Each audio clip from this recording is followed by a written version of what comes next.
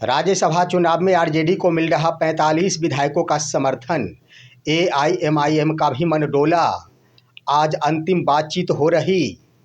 IP Gupta निभा रहे महत्वपूर्ण भूमिका। तेजस्वी प्रसाद यादव ने भी कर दिया दावा। अग्रिम जीत की खुशी में चली मटन पार्टी।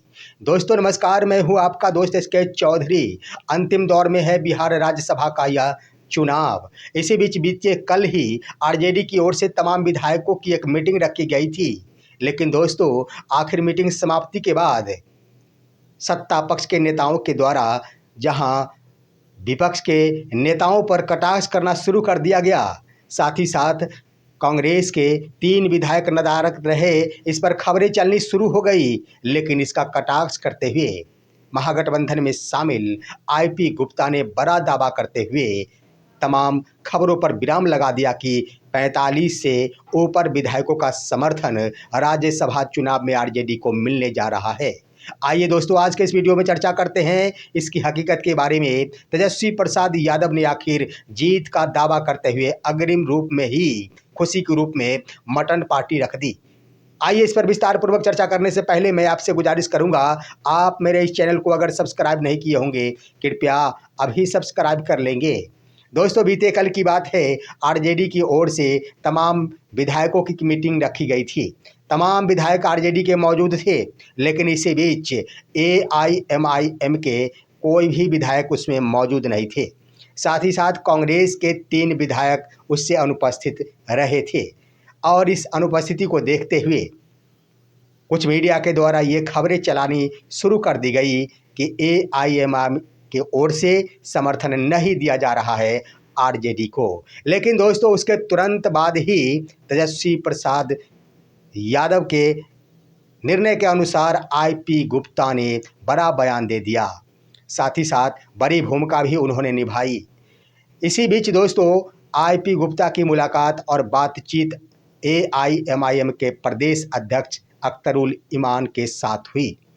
और बातचीत के तुरंत बाद ही मीडिया के सामने बयान देकर उन्होंने स्पष्ट कर दिया कि मेरा समर्थन रहेगा आरजेडी के तरफ। वो कैसे दोस्तों? दरअसल आइए, जब मीडिया के द्वारा पूछा गया अख्तरुल ईमान से कि आप उस मीटिंग से अनुपस्थित रहे, आपका विचार क्या कहता है, तब उन्होंने कहा कि इस मीटिंग के लिए मुझे आमंत्रित नहीं किया गया था।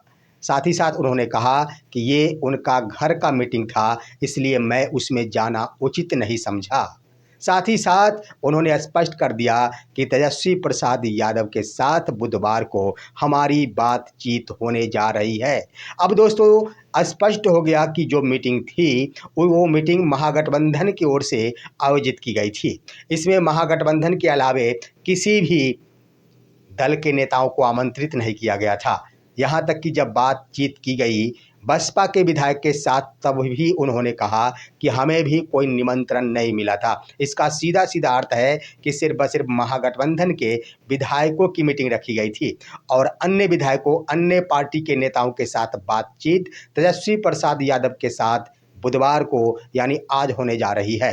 वहीं पर देखेंगे दोस्तों, इस तरह से उन खबरों पर विराम लगते दिख रहा है कि तेजस्वी प्रसाद यादव की मुश्किलें बढ़ रही है। लेकिन ऐसी बात नहीं, मुश्किलें तो संभवतः बढ़ने जा रही है एनडीए की, क्योंकि इन संभावनाओं से भी इनकार नहीं किया जा सकता कि एनडीए विधायक क्रॉस वोटिंग न कर दे, क्योंकि आईपी गुप्ता ने बड़ा दावा कर दिया है। जब उनसे पूछा गया कि कांग्रेस के 3 विधायक अनुपस्थित थे, इस पर आप क्या कहेंगे, क्या वो महागठबंधन को वोट नहीं देने जा रहे, तब उन्होंने कहा कि वो व्यक्तिगत कारणों से अनुपस्थित रहे।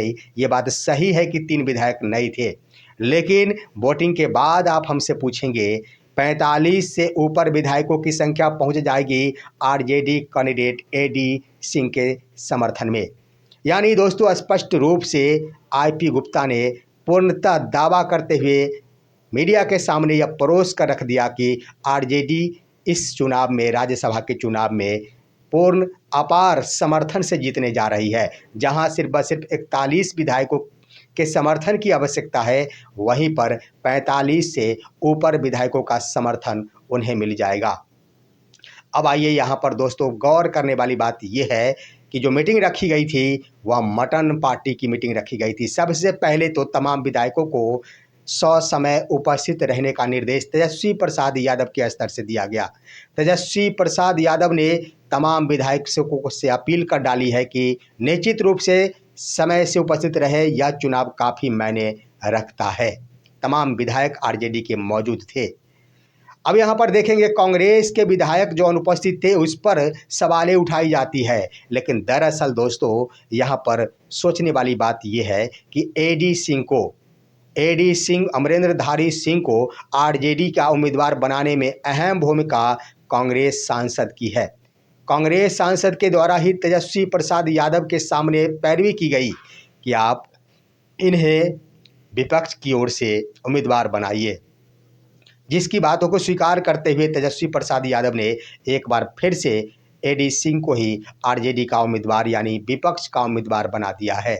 और दोस्तों ये बातें चल रही है कि कांग्रेस के विधायक अनुपस्थित रहे तो ऐसी बात नहीं कि वो खिलाफ में चले जाए, तो इन संभावनाओं पर कहीं से भी विश्वास नहीं किया जा सकता, क्योंकि जब उम्मीदवार ही कांग्रेस के स्तर से खड़े किए गए हैं तो आखिर कैसे बागी हो सकते कांग्रेस विधायक। लेकिन आपके मन में ये सवाल उठ रहा होगा कि 45 विधायकों का समर्थन आखिर कैसे प्राप्त हो जा सकेगा, क्योंकि विपक्ष के तमाम विधायकों को जोड़ दिया जाता है, जिसमें एक बसपा के भी विधायक है। बसपा के द्वारा भी यही बातें कही गई है कि हमारी बातचीत बुधवार को होगी तेजस्वी प्रसाद यादव के साथ।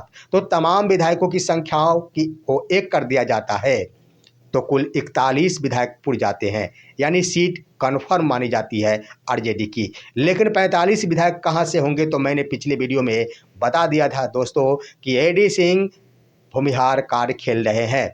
एनडीए के 2 भूमिहार विधायक के साथ एडी सिंह की मुलाकात मीटिंग दिल्ली में हो गई और अन्य से संपर्क किया जा रहा है। इन तमाम आंकड़ों के आधार पर स्पष्ट हो रहा है कि एनडीए के विधायकों के द्वारा क्रॉस वोटिंग किया जा सकता है, इसमें कोई दो राय नहीं है। तो इस तरह से दोस्तों स्पष्ट है, और पूरी घटनाक्रम पर अगर मंथन किया जाता है तो यही परिदृश्य सामने आता है कि आरजेडी इस चुनाव को जीत में तब्दील करते हुए सुनिश्चित बता रही है। वैसे इस पर आपका क्या राय होगा, अपनी राय कमेंट के माध्यम से दीजिए। हमारे इस वीडियो को ज़्यादा से ज़्यादा लाइक और शेयर कीजिए, और अब दीजिए अपने दोस्त को इजाज़त। फिर मिलेंगे, नमस्कार।